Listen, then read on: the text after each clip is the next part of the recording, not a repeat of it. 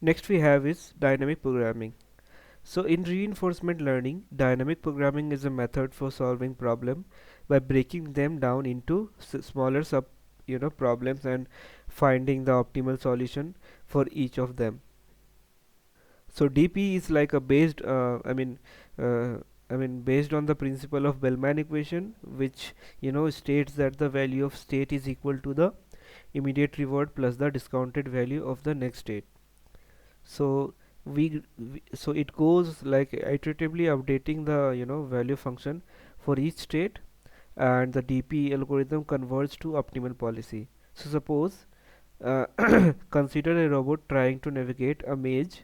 Okay, so dynamic programming would work by breaking the maze into smaller sub problems. Example will be like each individual room or hallway, and finding the optimal path for each one.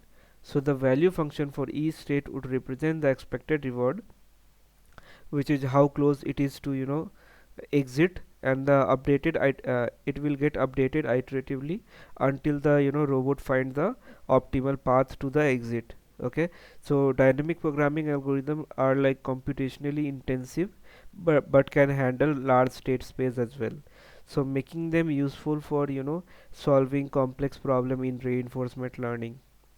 Now, in summary, dynamic programming is a set of algorithm basically used in reinforcement learning to find the best policy for MDPs, Markov Decision Process. So it break down complex problem into smaller subproblems, and that are solved iteratively using previous solution to help solve the next.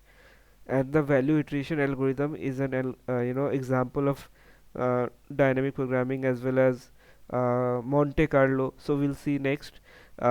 These are the example of dynamic programming that iteratively update the value of each state until they converge to the final optimal value, from which the optimal policy is derived.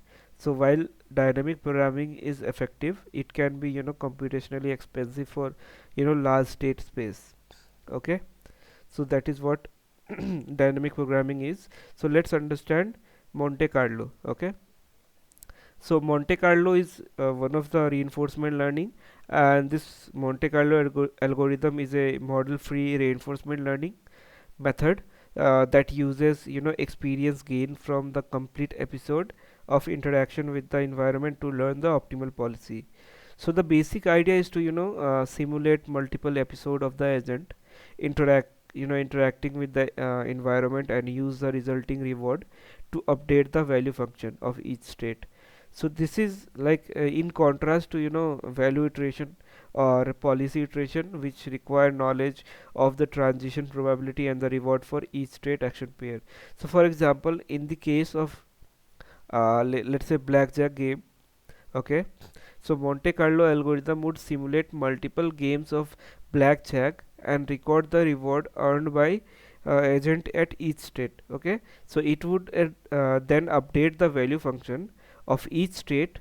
By averaging the reward obtained in all the episode that visited that state, and this process is repeated for a large number of episodes until the value function converts to a true value function.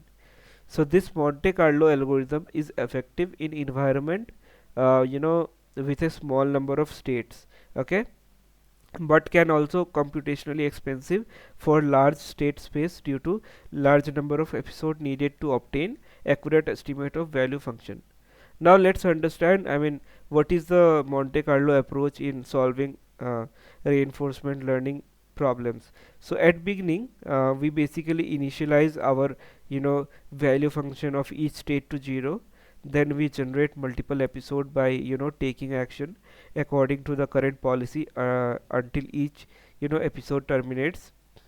Then for each action pair in each episode, we calculate the returns by summing up the reward from the time step until the end of episode, and then we update the value function of each state by taking the average of the returns across all the episode in which state action pair was visited. So we keep doing that, and then we improve the policy by selecting the action with the highest value in each state. And at last, we repeat all this step until convergence, which means the value function and the policy no longer change. And then we use the final value that we have got to derive an optimal policy by selecting the action with the highest state action value in each state. Okay, so this was like how Monte Carlo basically works. Okay, so the main difference between Monte Carlo and any reinforcement learning like Q learning, and then Sarsa we'll get to learn after one or two video. So is I mean the difference is that Monte Carlo only update value function after the episode has ended, whereas Q learning and Sarsa update the value function at every time step. Okay, so the additionally Monte Carlo is often used in environment with episodic tasks where the agent can learn from complete episode rather than individual time step. Okay, so that is what Monte Carlo is. So let's now jump into implementation part and see how we implement it.